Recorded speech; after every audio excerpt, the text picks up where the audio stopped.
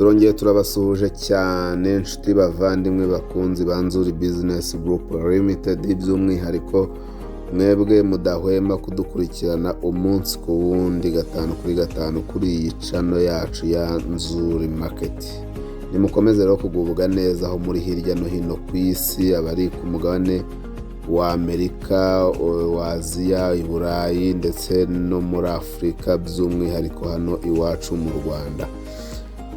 Nimukomeze rero mukande subscribe ku batarayikanda ndetse mukore na share. Nkuko mubimenyereye rero, iyi ni Nzuri Business Group Limited, tujya tubagezaho amazu meza agurishwa nkuko mubimenyereye. Muri aka kanya tubafitiye inzu nkuko mwagiye mubibona iri kuri kaburimbo, ifite parking y'imodoka byibuze 3 na jardin ya hanyuma ikaba iyi nzu ari nziza nkuko mubibona, ifite parking ihagije na jardin iteyemo rwose ibiti by'imiti, miravumba n'ibindi. Mbese ni ahantu heza kuri kaburimbo habasha kujya imodoka 3.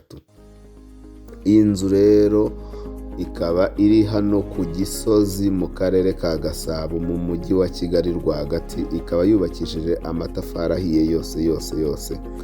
Iyi nzu ifite ibyumba 3 byiza n'amatoilette 2 meza, ndetse ikagira salon, salle à manger na cuisine. Aha ni muri salon nkuko muri kubibona, nkuko salon yayo iteye, murabona yuko ifite salon nziza cyane. Hanyuma iyi ikaba salle à manger, muragenda mubibona ku mashusho. Hanyuma rero ikagira na cuisine nkuko nababwiye, ndetse ikagira na annex y'icyumba na salon, ikagira na toilette na douche byo hanze.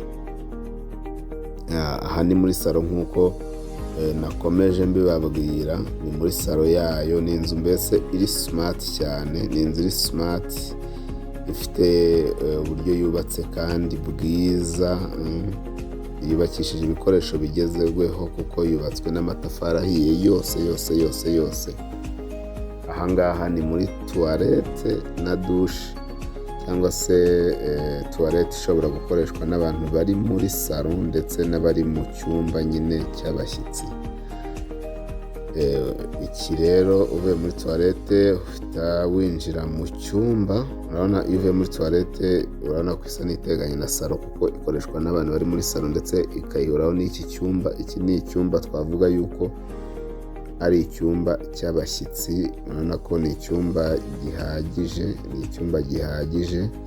Hanyuma kandi nkuko nakomeje mbibabwira, ifite chambre principale nziza cyane irimo nayo douche na toilette yayo. Ni ukuvuga ngo muri chambre principale cyangwa se muri master bedroom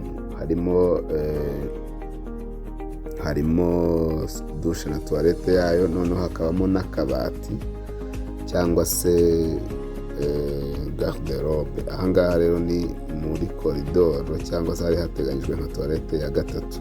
Noneho iki ni icyumba cy'abana, murabona ko kirimo na garde-robe nziza iri fixe cyangwa se placard. Nako kandi no muri chambre principale bimeze, ariko yo ni chambre nini cyane. Iyo uvuye rero hariya mu cyumba cy'abana uhita ujya muri cuisine. Tuza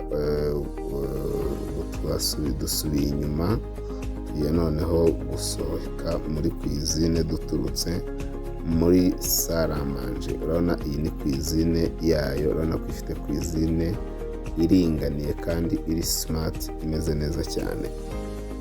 Iyi nzu iri ku Gisozi kuri kaburimbo nkuko nabibabwiye. Murahazi ku Gisozi hasigaye ari ahantu hihagazeho cyane kubera ukuntu ari hafi y'umujyi, hanakodeshwa menshi n'iki byose, ngira ngo murabizi cyane. Iyi nzu rero wayikunze waduhamagara. Iyi nzu nkuko nabibabwiye cyangwa se mwagiye mubibona byiyandika, irashaka 1,60,000 z'amafaranga y'u Rwanda, ariko negociable.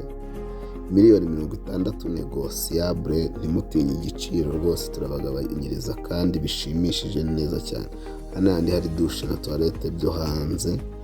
Hanyuma iyi ngiyi ikaba ya annex nababwiraga y'icyumba na salon, Ubaye wakunze inzu waduhamagara kuri 0788 48 67 97.